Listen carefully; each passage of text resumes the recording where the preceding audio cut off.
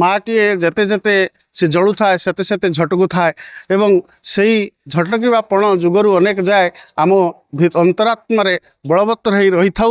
ମନୋରମା ନାୟକ ସ୍ମୃତି ସଂସଦର ଆଜି ଥିଲା ଦ୍ୱାଦଶ ବାର୍ଷିକ ଉତ୍ସବ। ଏହା ଏକ ବର୍ଣ୍ଣାঢ୍ୟ ପରିବେଶରେ ପାଳିତ ହେଲା।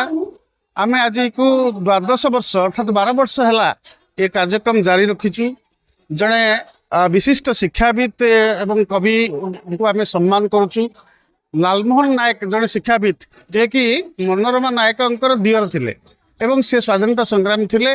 कलिका प्रजा आंदोलन में भूमिका थिला गुरुत्वपूर्ण एवं से जड़े विशिष्ट शिक्षाविद प्रधान शिक्षक थिले। तेणु तांकरी स्मृति ये मनोरमा स्मृति संसद सहित जोड़ी होईची।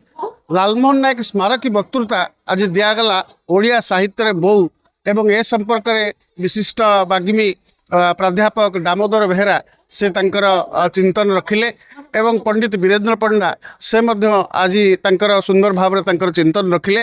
डॉक्टर राधा विनोद नायक सभापतित्व ये कार्यक्रम मु संचालना करुली एवं आज जे लालमोहन नायक स्मारकी सम्मान पाइले ये माटीर जड़े विशिष्ट कवि जे कि कसटी धामनगर बासिंदा हेले हैं। राउरकेला वेदव्यास कॉलेज से अवसर प्राप्त एवं भुवनेश्वर रोचंती। ओडिया कवितार तांकर अनवद्य जो अवदान ताहापाई से स्मारकी सम्मानटी प्रदान करागला। भद्रकवासींकर समस्तंकर सहयोग रही। जेते गुड़िया सभा समिति होउची ये सभार गोटे स्वतंत्र आवेग रही। कारण मातृचेतना आम भितर समस्तंक भितर बलवत्तर थाए। माटीए जेते जेते से जलु थाए सेते सेते झटकु थाए एवं सेई झटकिबा पण जुगरु अनेक जाए आम अंतरात्मारे बलवत्तर होई रही थाउ एवं सेई भावना ये स्मृति संसद तार कार्यक्रम जारी रखि थाउ एतिकी कामना।